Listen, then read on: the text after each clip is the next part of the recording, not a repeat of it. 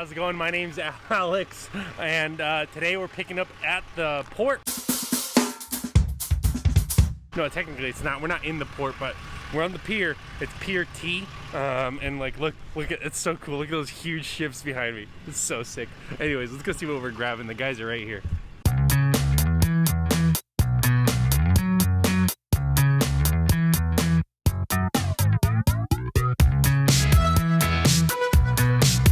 All right, really quick, let me tell you what's going on right here. The shackles kept on rotating the spreader bar, so they tied up the shackles, and then we tried to stand it up on the flat side of the spreader bar, and then he pushed it around with forklift, and finally we were able to get it and position it just exactly the way I wanted it.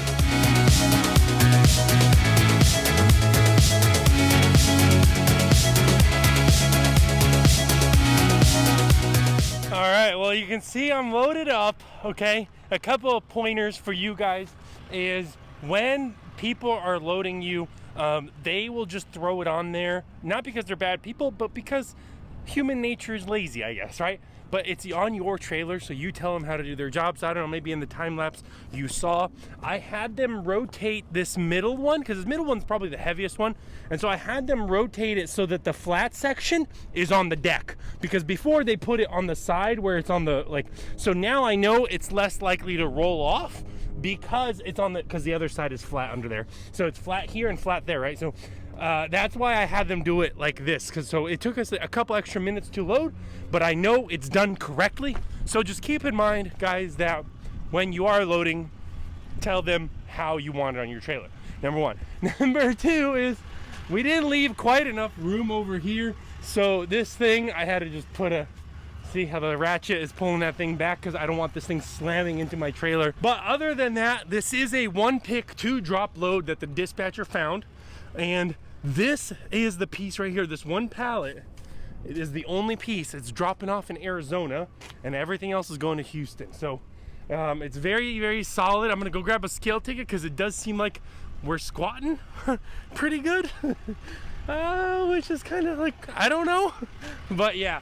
Anyways, overall, I'm really happy with the load. It is paying pretty good, and I just want to get down the road, and maybe I can completely avoid some of this wonderful Los Angeles traffic and smoke. It's so smoky. Oh my goodness, it's like there's a fire down the road. Smoke everywhere. You can smell it in the air. And but by far, look at how cool. I mean, you know, there's something cool about big ships, right? Like, look at this. That Hamburg sud right there. Look, it's squatting too. Anyways, let's hit the road and we'll pick it up along the way. And just like that, we're here. Not really.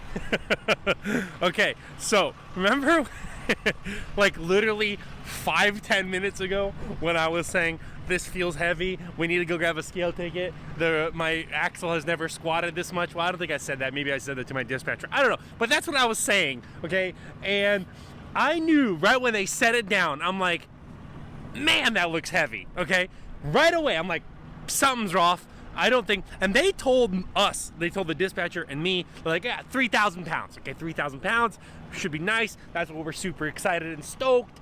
And lo and behold, I get a scale ticket. Okay, let me grab my phone. Okay, I'll put it on the screen, but here, let me read it to you. Okay, so it's right here.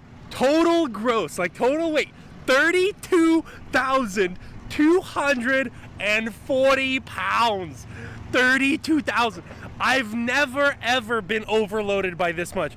Goodness gracious, that is ridiculous. Look at my trailer axles, 15,200. Look at my drive axles. I wonder why you were squatting, Alex, because you got 11,280 pounds on the drive axle. So quite a little bit heavier than 3,000 pounds. Here's the forklift. He's already here, so that's good. I'm gonna get all this stuff unstrapped. Let's get unloaded and let's jump inside the truck and start looking for a new load.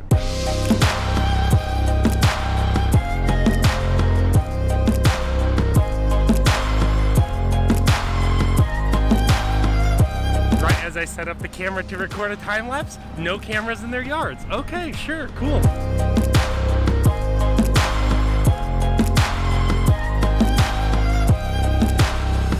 Now here at the unload location, this was about a couple of miles away from where I picked them up at the pier. What they did differently is they grabbed all the pallets off the back first, and then they just took all 3 spreader bars right away and just all in one swoop unloaded them. So I thought that was pretty convenient and really quick, so that was super awesome on their part. All right, so we pulled out of the way. We're still here in their yard, and we have the load board open, and it looks like there is literally nothing. Wow. This is not good. So we're trying to make some calls. Let's see if we can make something happen. Let's see. There's a Compton, California to Texas.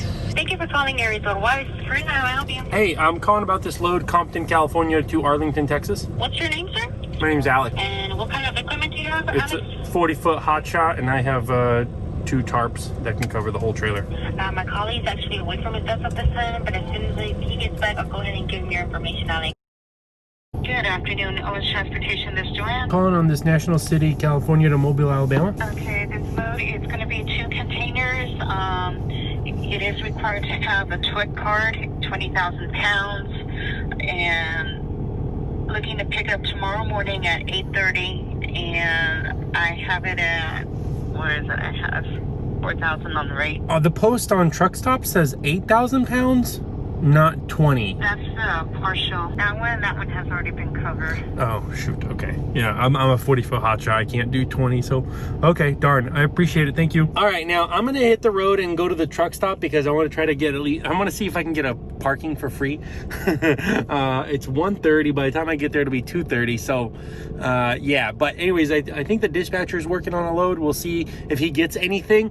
And other than that, yeah, that's quite the disappointing. Oh, the broker gave me a $250 truck order not used for this load, $250. So not bad, I guess, but I would rather have a load for the weekend. You know what I mean? So anyways, yeah, we'll see if we can get something tomorrow, and we'll just we'll go from there. All right, and just like that, we are parked. It's, again, more paid parking. The only difference is why I do Flying J instead of Ontario, like Petro or whatever, is because I just paid for this parking spot with points, okay? I had enough points saved up, apparently, that I was able to do that. But let me give you guys the breakdown for this load that just fell through, okay? All right, so here's the redacted bill of lading that I quickly want to go over. You can see right here that, okay, this is the actual paperwork, 3,000 pounds that they told us, right? And 32 feet long and 8 feet wide, 4 feet tall, right? And then 90802, the first pick, then 85043 right here, first drop, 77536, second drop, right? First drop, second drop, okay. And then right there, you can see $2,500 was the total pay on this thing. And if you do route out the miles, it does come out right here. Here's the zip codes. Boom, it comes out 1578 on the miles. And so when you figure that you do 2,500 divided by the 1578, it gives us about $1.58 a mile.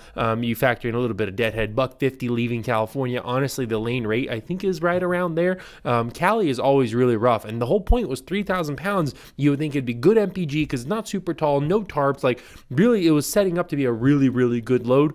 Unfortunately, you know, they felt very apologetic when we talked to them later afterwards. They're like, dude, we can't believe we made such a big mistake. Huge problem. So anyways, it was 32,000 pounds. Now, if you are wondering what I do weigh empty, I did end up going and getting an empty scale ticket. I weigh like 17,000 and a couple hundred with my fuel tank full. I do have that 90-gallon fuel tank. So 90 times 7 is, I don't know, another 700 or 800 pounds. So you could figure I'm like 16, like high 16s, right in there somewhere. So that means this thing ultimately weighed, if you figure I weighed about 32,000 empty, and I weighed 32,000 fully loaded, and I'm weighing 17,000 pounds empty. So that puts us right around 15,000 pounds. And that's what these were, you know, and the whole conversation that I had was, even if the CDL hotshot showed up in there, right? But imagine they told you 3,000 pounds, and then you show up on your CDL hotshot, turns out it's 15,000 pounds. Would you be happy about it? Probably not. So it's not a CDL, non-CDL issue. It's just when a broker isn't accurate, and no one's to blame here. It's not the broker. It's not. It's just they maybe misread the print, because there was labels on the pipe and it said 375 pounds, but I believe that label was for just that section. And then there was another label that said 1300, and then another label that said 375. And so in reality, that one piece of pipe, the big one in the middle, probably weighed 5,000 just on its own. You know what I mean? So probably even more actually, because in the time lapse, I'm reviewing the footage. It was like twisting my trailer really bad. So I don't know. Long story short, it was a canceled load and it wasn't fun, but we were able to recover. So that's going to be the next vlog. So make sure you subscribe and come back tomorrow when I upload that. All right. That'll do it for this video. I'll see you guys in the next one. Bye.